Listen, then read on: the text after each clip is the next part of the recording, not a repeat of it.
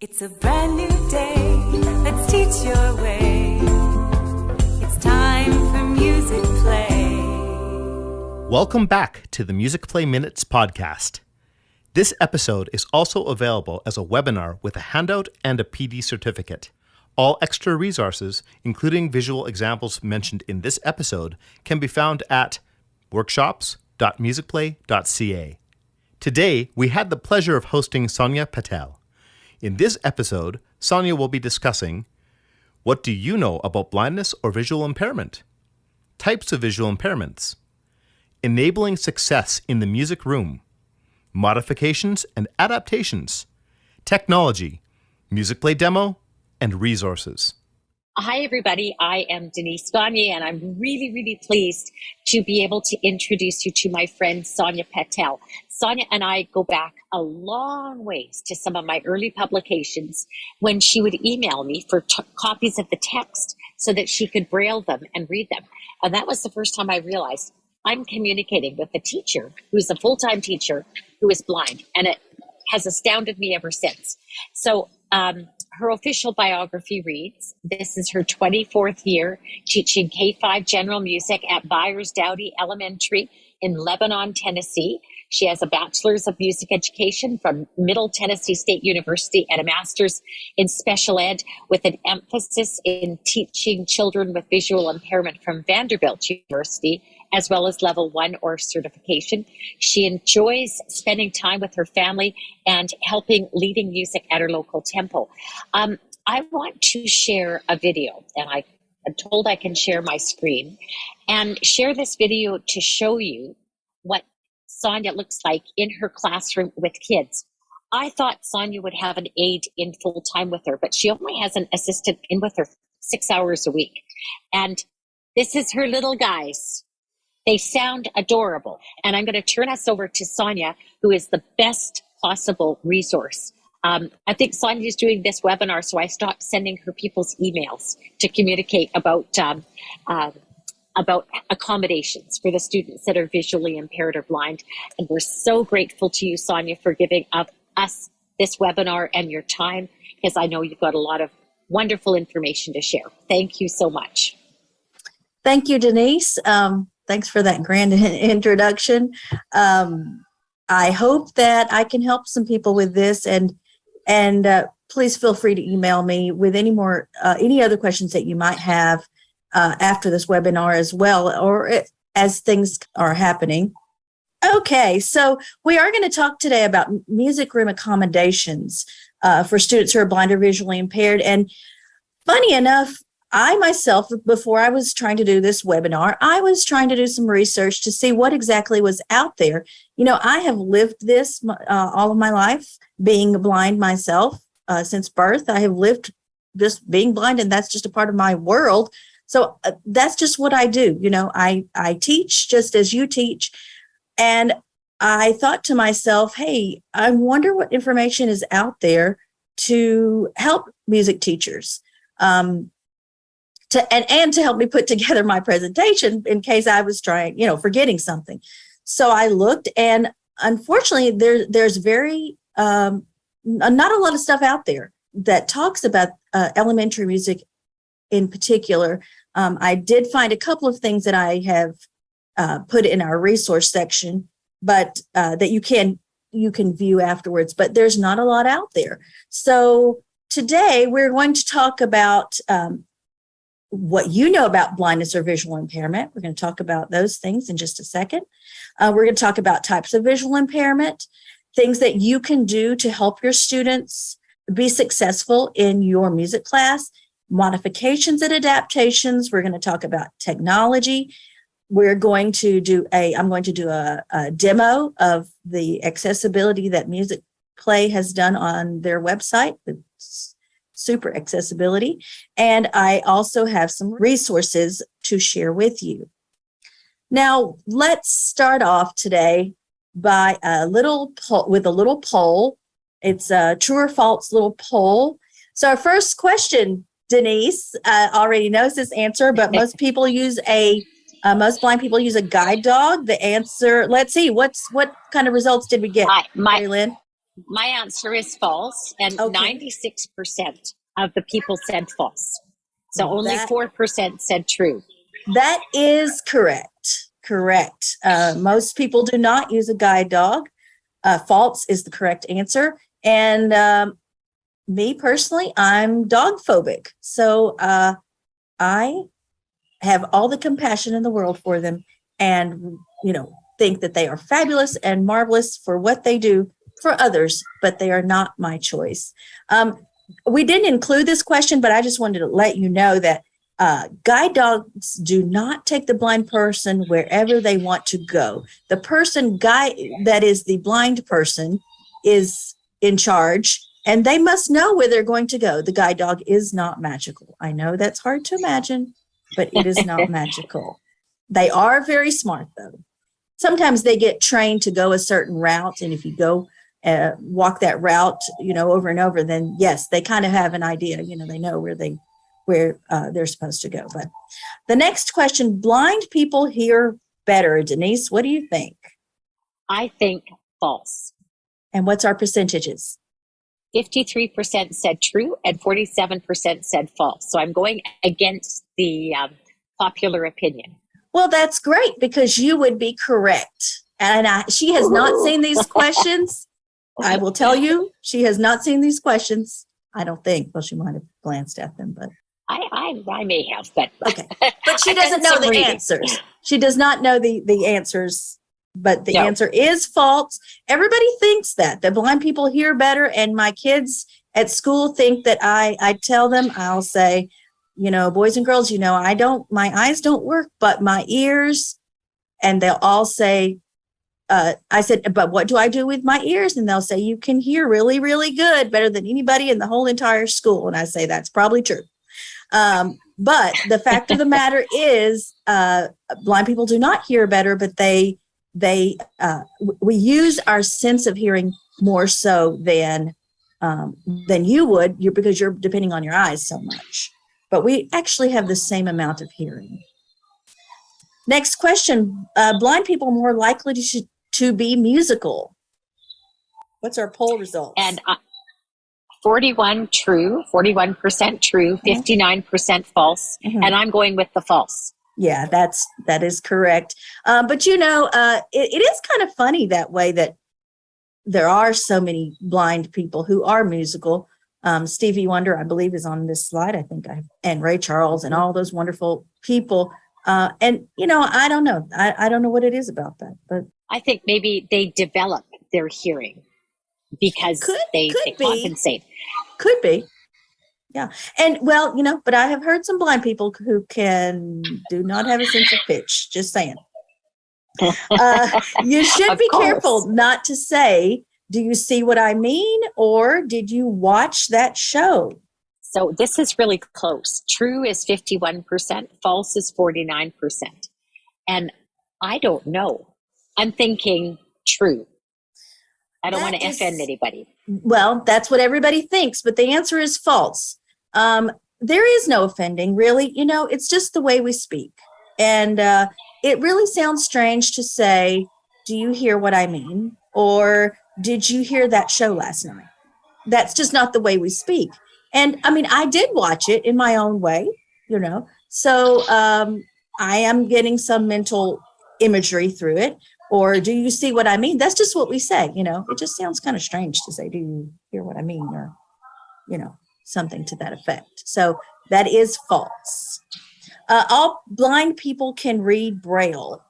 So polls said 4% true, only 4, and 96% said false, and I'm going to go with the false. That is correct. Unfortunately, which it makes me very, very sad as an educator and as a, just a human, fewer than 10% of blind people read Braille. And I tried to look for an exact number, but unfortunately I could not find one.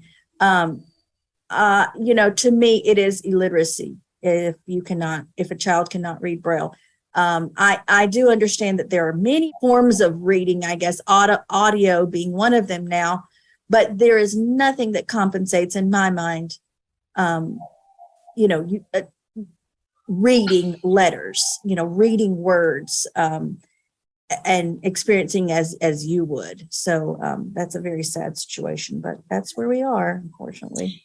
Do you think that's because of you think it's because of the difficulty of reading Braille, or is it perhaps because there's not enough teachers qualified to teach it? Well, teacher shortage is definitely a problem, is definitely an issue. And I don't think it's because of the difficulty. Now, I will say that there are a lot of other disabilities that are associated with blindness nowadays. I don't think it's because of the difficulty of it. I think it's more to do with the teacher shortage or the fact that teachers are not trained. I mean, they're not trained effectively, or they don't train themselves even after having a class on reading Braille proficiently. Therefore, they can't teach it as proficiently. That's just my opinion, but that's how I feel. So blind people see nothing, or at least very little. Okay, I lost the poll. So Carrie Lynn, you're going to have to give the answers. Yeah, so the true, this is another one that's pretty tight. True is at 47% and false is at 53%. Wow.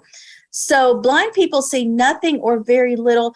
That's I would say that's true, in that if we're talking about blind people, some of them might see shadows, might see light, but or some of them might not see anything at all. So I would say that was true. That was kind of a tricky question, and I had to ask myself whether it was true or false a couple times, just the way it was worded. But the next one, glasses are worn or used by most blind or visually impaired people. And for this one, we have 14% believe it's true and 86% believe it's false. I was going to give my guess, because I think that if we're talking visually impaired, I would say yes. Most would use glasses. That is correct. That is correct. The trick part was the blind part, and I guess, but yes, glasses are worn by most visually impaired people, but not always. So, but I would say true for that one. All right. Blind people learn their way around by counting steps. Yeah, so this one's another tight true, 53%, false, 47%. The answer is definitely false. I got to think about where I'm going, much less worry about how many steps I've taken to get somewhere. I might lose count after 127, So there is no step counting going on here. It's traveling is done more through landmarks, distance estimation, what's called distance estimation. So I know that I've walked approximately this distance, but it definitely no step counting involved there. So, but most people think so. So that's very interesting. All right.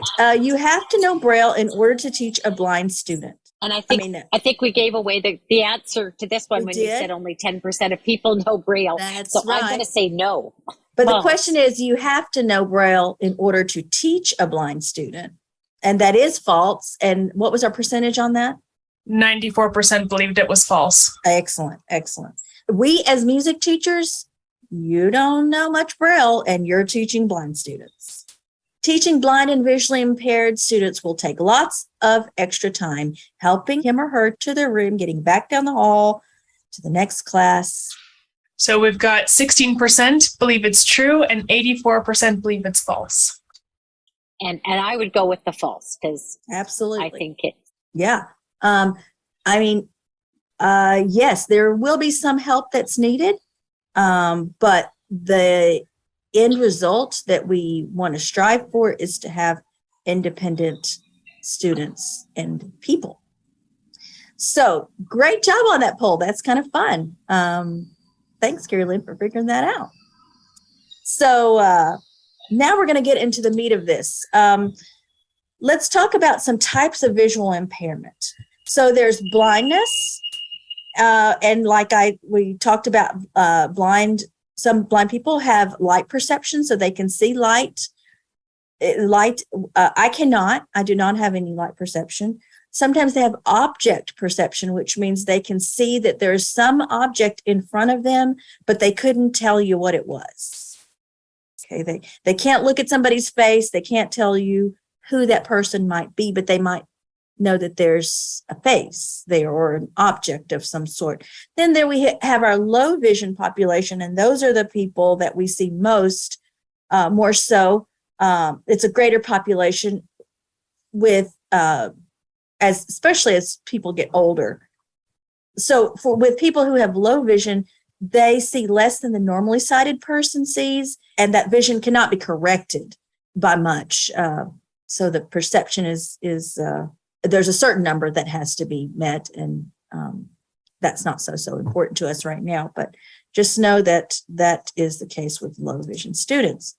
So how can I help my student to be successful in the music room? Your number one friend, I like to say that they're your best friend, is your TVI, or teacher of the visually impaired. Most school systems hopefully will have someone.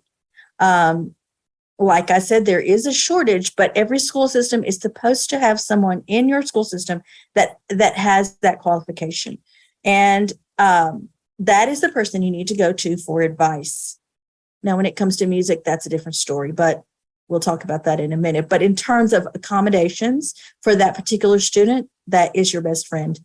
Sometimes you might have in your state, you might have a school for the blind that has an outreach program, and they may be willing to help you as well if you do not have a teacher of the visually impaired. Let's talk a little bit about Braille music. This is kind of a hot topic, but this is my feeling. Don't expect that Braille music has to be taught to a student who is blind. I will tell you that I did attend the Tennessee School for the Blind, and I learned Braille music when I was in the 3rd grade.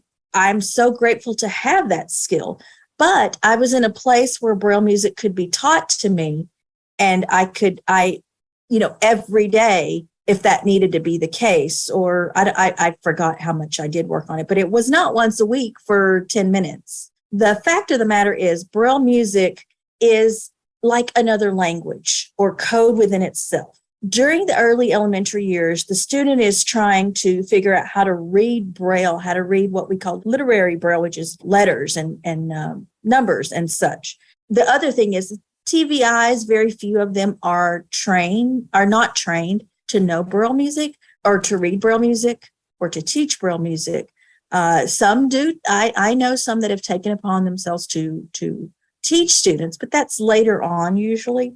It could be an option. People ask me all the time, they'll say, I'm interested in this student learning Braille music. I want them to learn it along with the other students, but that's just hard to do. Now, if you feel that the student is very serious about music in later years, then that's something that I would have that conversation with your TVI about. Don't put it upon yourself to do that. It's not your responsibility to learn Braille music. So here we have a chart of Braille music. And when I talk to you about the different language aspect or different code, I'll just give you a couple of examples. Like the person, I should say, that invented Braille music himself, Louis Braille, he is the person who invented Braille as a 15-year-old student. He was an organist and a very accomplished organist, and he came up with the Braille music code, and it is still pretty much intact. There's been some, I think, some revisions to it, but it's pretty much intact as to what his original code was. So, for example, the letter D in Braille equals an 8th note C. If you add a dot to the bottom of it, then it becomes a quarter note on one side. If you add 2 dots on the bottom of what we call Braille cell, then it becomes a whole note. Or so there is no staff equivalent at all for Braille music. It is not written on a staff. It is written linearly. So there you have an idea of kind of a little bit about Braille music and what it looks like. All I did to find it was Google it, and there it was. I do feel that it is important skill if that's something that a student wants to pursue later on, for sure. There are many, many people who do read music, Braille music, very well, and are very accomplished musicians. Low vision aids. So these are things, devices such as some of the things you see here. We have some magnifiers, we have some telescopes. Sometimes people use colored lenses that are better to help them for light sensitivity. They kind of look like safety glasses, and they're different colors. So these are things that can help them. Sometimes students use what are called slant boards, and it's a board basically that the paper is you can hold the paper, the kid can hold the paper at a certain angle, so the child doesn't have to get so close to it, depending on their vision. So safety first. It's so important for everybody, of course, to make sure that your music room is a safe place. And, we have so many things in our music rooms. I myself, when I'm setting up my music room, I have to be very intentional that things are put in a certain way, and my room pretty much stays the same most of the time. I mean, I don't do a lot of moving of furniture because it's not fun to trip over a xylophone.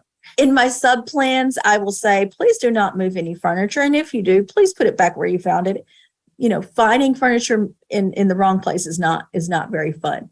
I would talk once again to the teacher of the visually impaired, the TVI, about lighting conditions for a student who has low vision, as well as talk to them about contrast. It is so important, like we talked earlier, to allow independence for our students. It's fine to ask a student if they need help, but ask. Don't assume that they need help.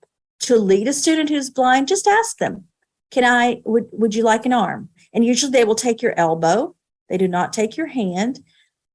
Children that are little, like I would say kindergarten or preschool age, might take your wrist. If you're standing beside them, they might take your wrist just because they're shorter people. And this technique is called sighted guide. And there's a whole technique that is done to help lead a person that your TVI also can help you learn.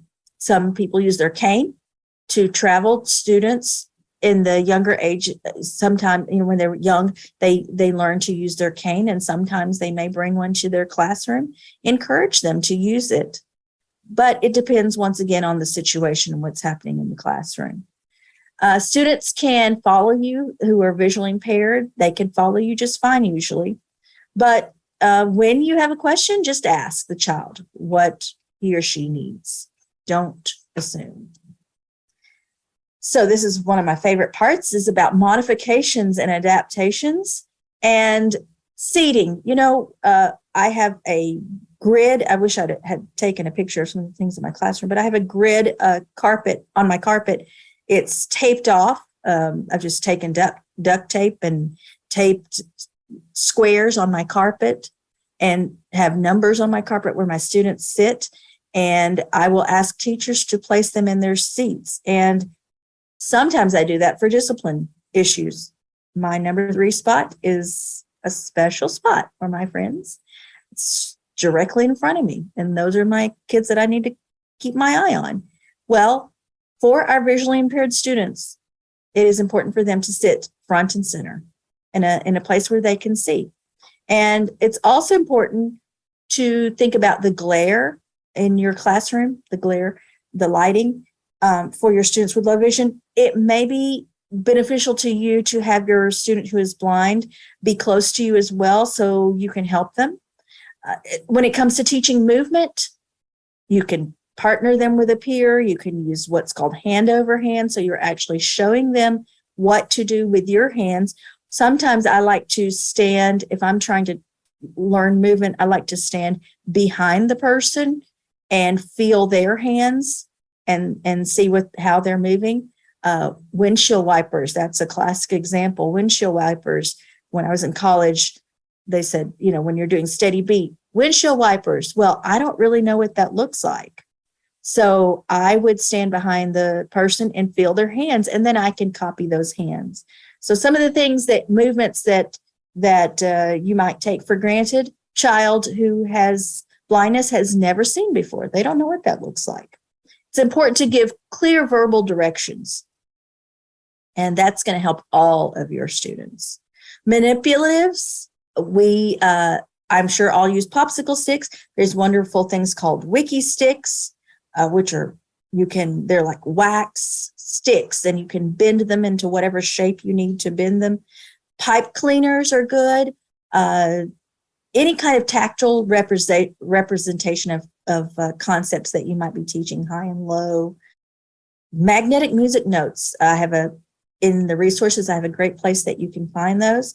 You want to make sure that the note, even though the child, you might not be teaching much about the staff, but you might a little bit. Just remember, the child is learning Braille, so the staff is not their main means of reading. The child who's blind, it's not their main means of reading, but you want to expose them to what that looks like.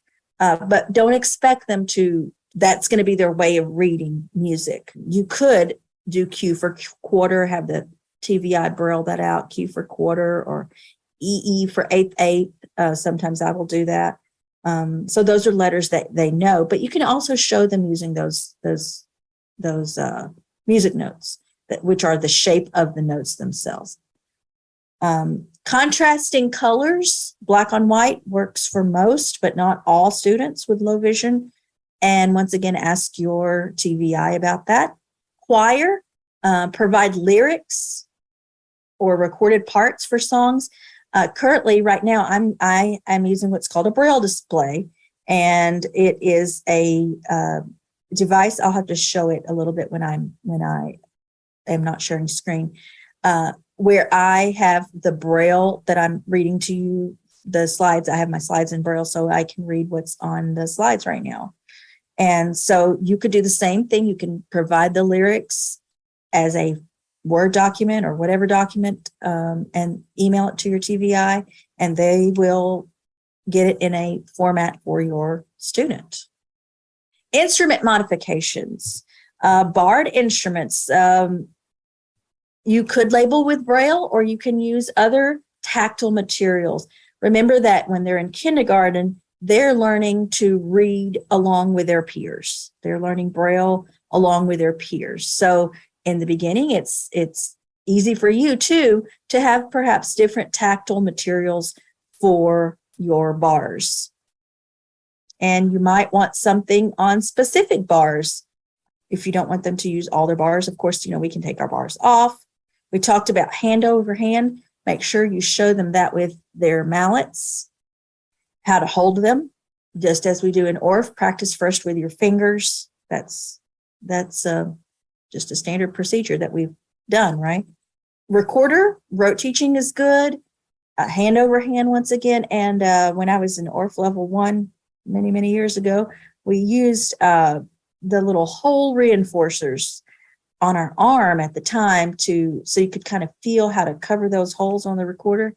And I still remember that feeling of those holes, and how that kind of helps, initially would help a student to have a feeling of where their hands are going to go. Ukulele is new for me. I just started teaching ukulele myself with my kids last year, and I'm still kind of working out the modifications for myself. But I think that in the beginning, for myself, I put something tactile on the sides of the ukulele where the fingers go, between the frets. I put just something, it could be, your TVI can help you with this as well. There are so many materials out there that they have access to. Don't try to come up with something. Ask that person. There are many things that are sold for labeling. Doing this will help, of course, with orientation of those fingers. Most importantly, I would say follow your instinct. Don't try to overcompensate, because there is a fine line between the two. So technology, that is the age in which we are living in right now. And I'm so thankful to have technology. I could not do my job without it. And I could not read, books and notes and things without it, audibly and both in Braille. But, just being able to, Denise, many years ago in 1999, when I got my job, my first job, the job that I currently am at, that I've been there for 24 years. But when I got that job, I did not have a lot of resources available to me. And when she emailed me, I thought, let me just ask. And so she emailed me the text of one of her publications, and I was able to load it onto my Braille device and read it along with everybody else, because a lot of teacher materials aren't available. So to do that, I use what's called a screen reader. And sometimes I do connect it to a Braille display as well. But the screen reader is a piece of software that it speaks whatever is on the screen. Things have to be accessible for that to happen. We'll talk about that in a minute. But just because it speaks doesn't mean that it's accessible. Do know that. Most of our music programs are definitely not accessible because they're so graphical in nature. Music notes do not read very well unless there's some accessibility that has been done to make that happen.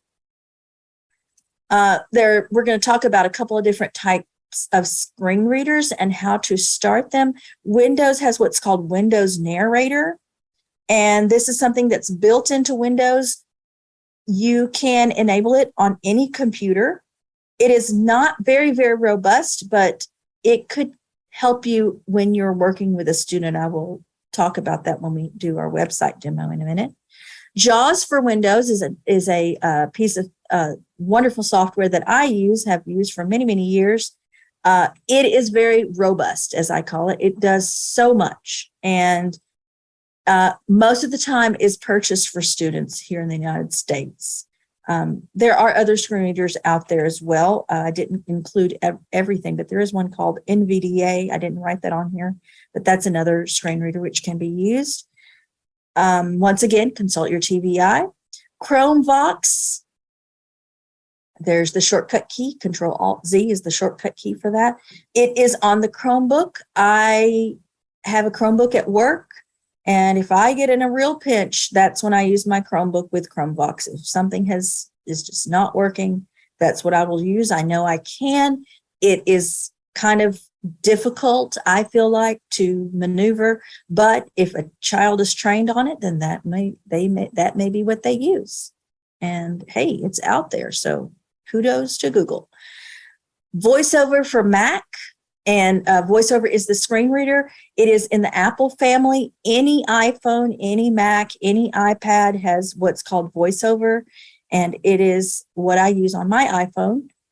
I do not have a Mac, but I have used a Mac before, and it is fabulous to be able to use something that is a touchscreen device and use it just as you would because of the work that they have done. Now, when we talk about low vision students, we talk about screen magnification software. So this makes what's on the screen enlarges the font, and that's different than just blowing something up, making the font large in Word. That's different from that. And so this is it is built into Windows, Mac, and Google products as well. Screen magnification software. It is also available from other third-party software. The same people that do JAWS for Windows, they also have screen enlargement software. It's called something that I'm not remembering right now. That is another option. So before we continue, do we have any questions right now that I can answer? Yes, we have one question. How have you taught Braille music to any students in your career? I have not. That would be something that the TVI would be responsible for doing. And because I'm worried about teaching music, if you know what I mean, right? Yep. I don't think I've ever had a blind student, actually. I've had low vision students, but I've not had any blind students so far. Okay, we have two other questions. Oh, they're actually just coming on in. So do you find yourself teaching more music by ear rather than reading music in your classroom? Yes and no. I feel like I don't cover the staff as much because it's harder for me. I mean, I can teach it. I have a magnetic staff and I can teach it, but I feel like I'm not as effective, I guess. but I mean, I do teach them those concepts. My kids are excellent rhythm readers because I have my rhythm cards brailled because I read the braille music. So, I mean, I braille my cards. I have an assistant, like Denise said, 6 hours a week, and I braille my cards, my rhythm cards, and I can teach rhythm just fine. But when it comes to staff notation, it's a little more difficult for me. But I mean, I can do it, but I just don't feel like I'm as effective because I can't exactly point to things on the screen or show them exactly. But now I do have in my classroom a set of staff boards that we created with, we took a magnetic dry erase board, and then we bought the magnetic notes that I've given you a resource for, and we put the staff on there, like, so I could feel it, carved it into the board, actually kind of cut it, scored it into the board, because we found that you can use pinstripe tape for the lines, but then the kids would pull it off and stuff, you know. I could teach it, and then they can show me their work, but it's just a little more cumbersome. Alrighty. That's good to know. Okay. Do you have any suggestions for starting a student in band?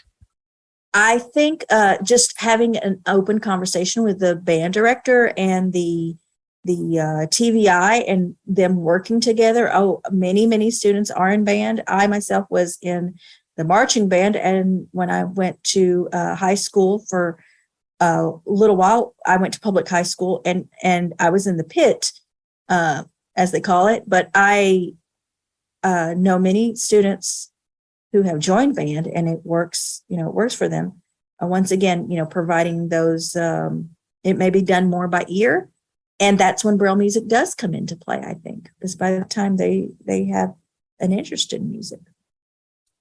Okay, so now you get to hear my wonderful screen Music room accommodations reader. for students who are blind or visually impaired. PPTX-power. And I'm going to Meet webinar demo vertical bar Musicplay online. I'm going to slow her down. Slower. All right.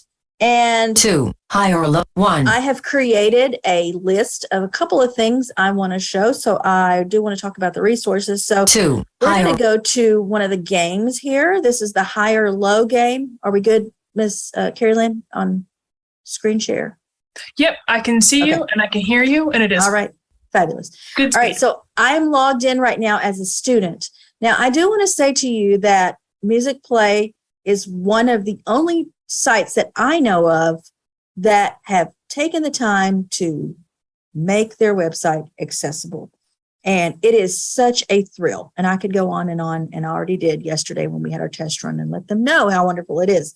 But I'm just telling you that these skills that we're using are skills that are probably best for, I would say, third grade and up, or maybe even second grade and up. Depends on their computer skills. So I would consult your TVI before you put a child on the computer with the website, okay?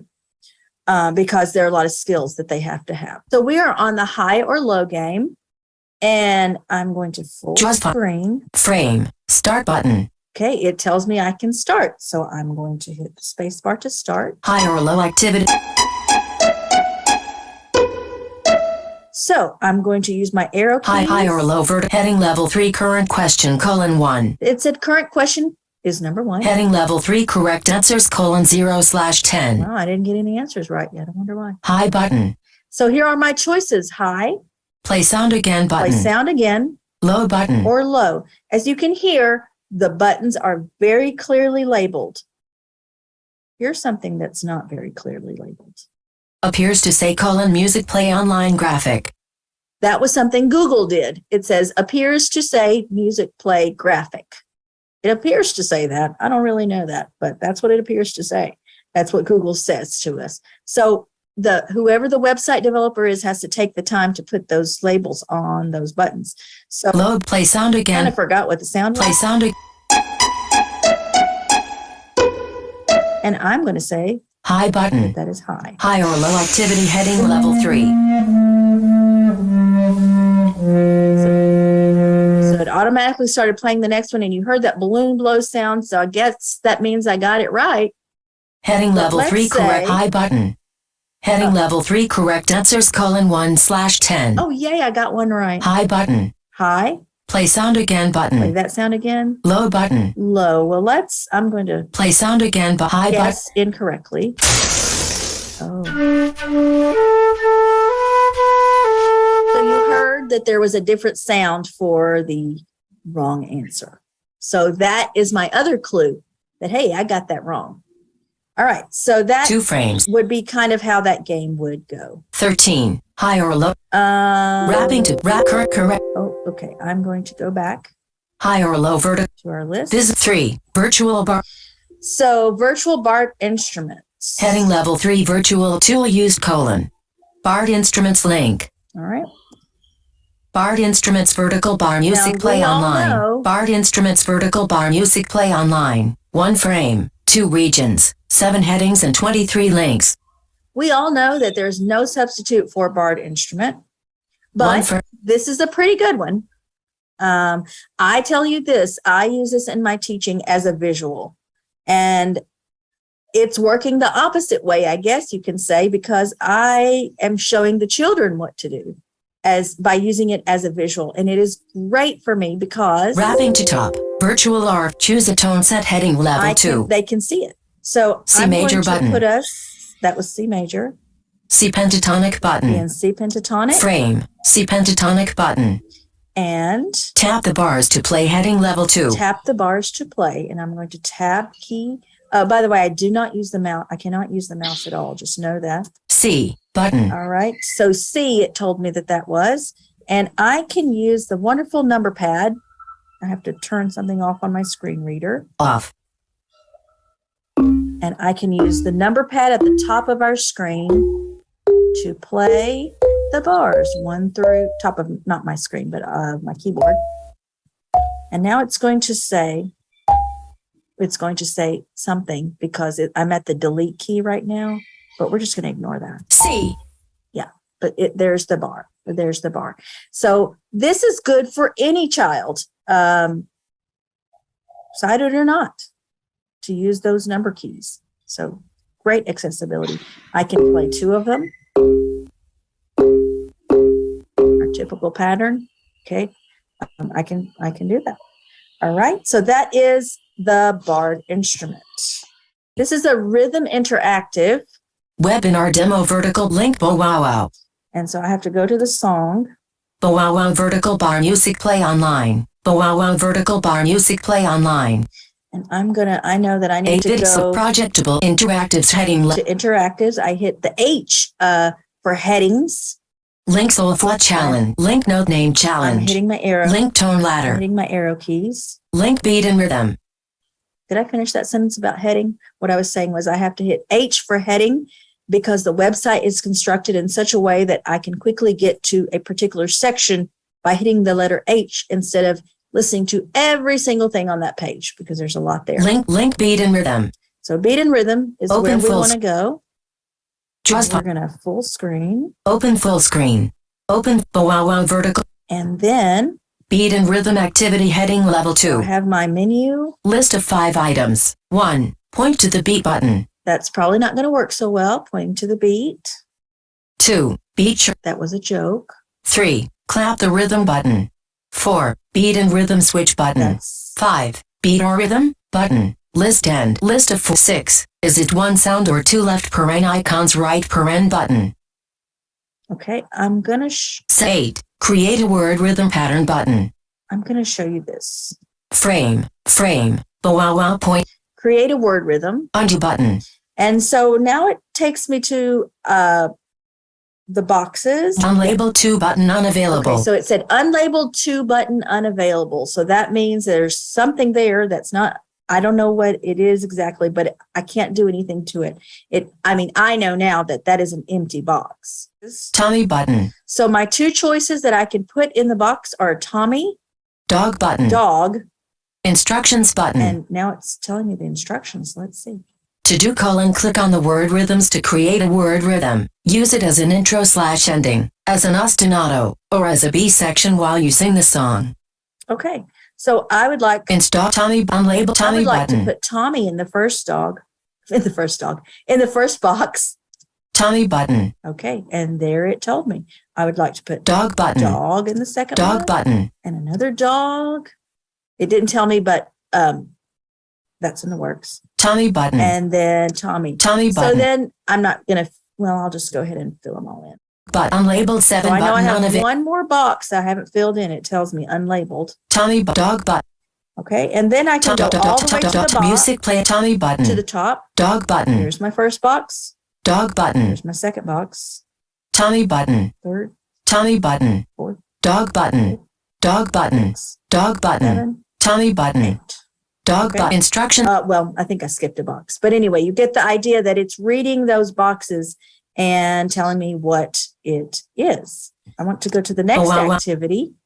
Choose body percussion or unlabeled 2 button Here unavailable. are boxes again. On 8 rest button. But now, Quarter button. quarter, that's a choice I have.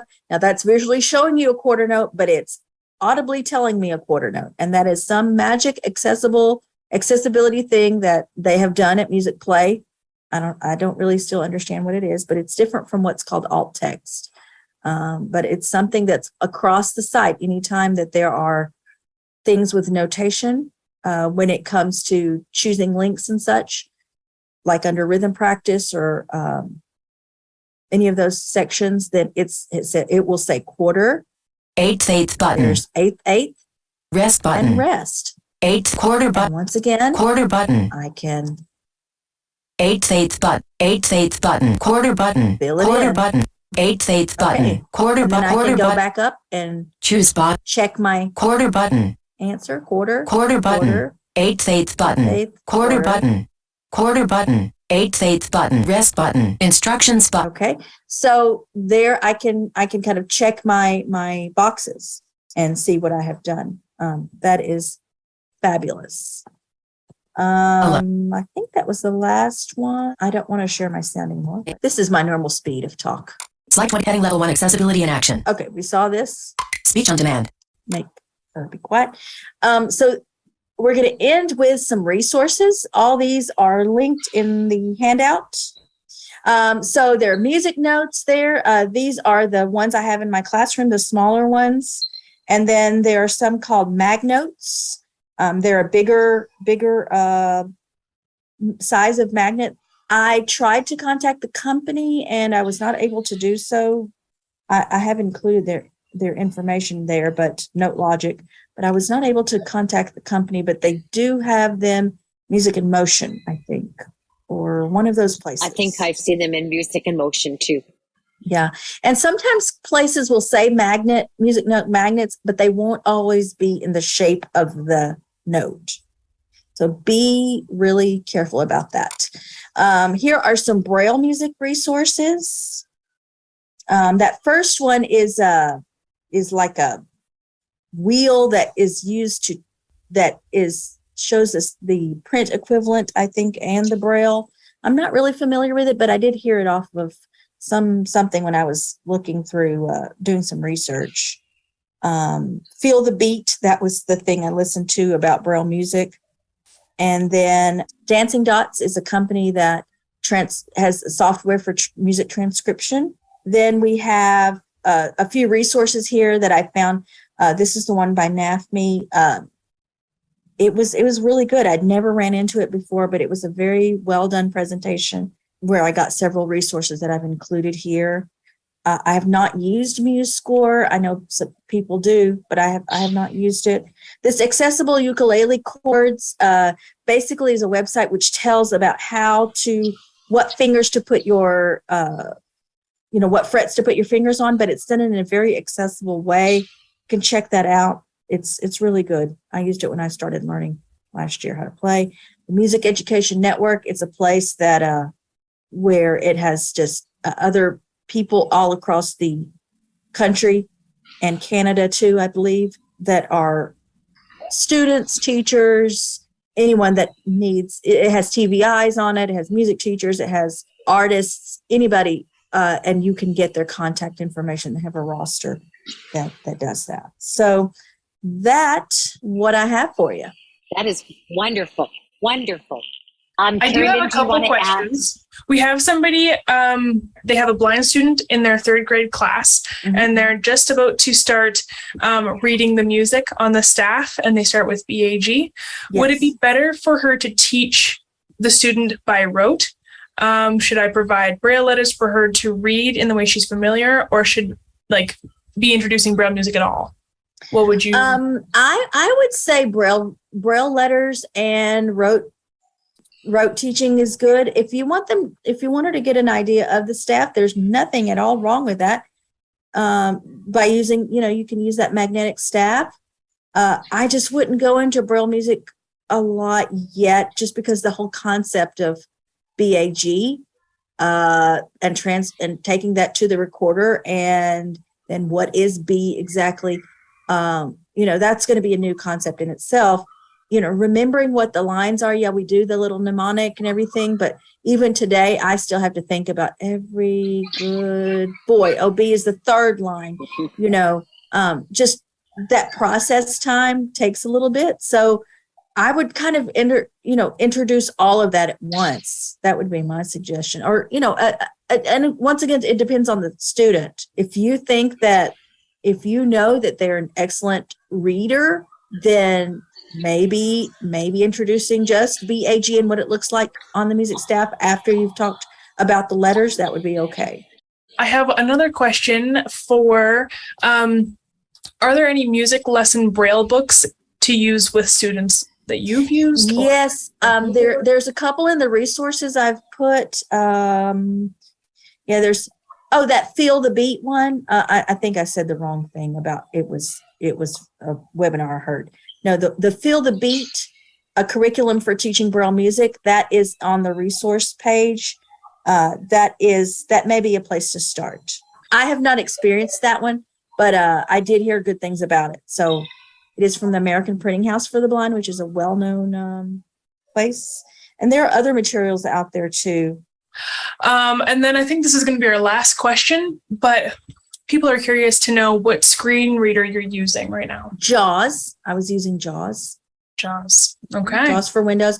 I would say that if you were using a screen reader, if you were doing one of those rhythm activities, you might want to turn on narrator, and you remember where I was using the boxes and I was putting the words in there or the music notes. It would probably speak what that is. So the child in the class, if you're doing it whole group, could hear that being spoken. So for example, I will have a child click on a note and I will hear it say quarter notes. And then I know that the child put quarter note clicked on the quarter note. That's because that's built in there, Perfect. Yeah, definitely. Okay. So your email is available in your handout? Yes, it is in the handout. Feel free to email me. I'm a very open person, and if I will get back to you.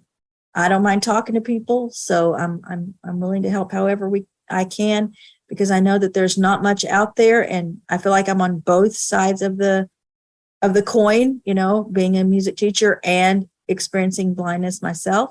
So it's a unique situation. So I'm happy to help other music teachers to help their students to be successful. Wonderful. Well, thank you so much for taking the time, and thank you everybody for being here. The recording is available on YouTube and on our Musicplay workshop site, and that is also where you'll find the quiz and the handout. So thank you so much, Soniya, and you're welcome. See you all next week. Thank you for sharing your time with us today. If you would like to earn a PD certificate for this episode, download the accompanying handout, or watch the webinar, please go to workshops.musicplay.ca. See you next time. It's time for Musicplay.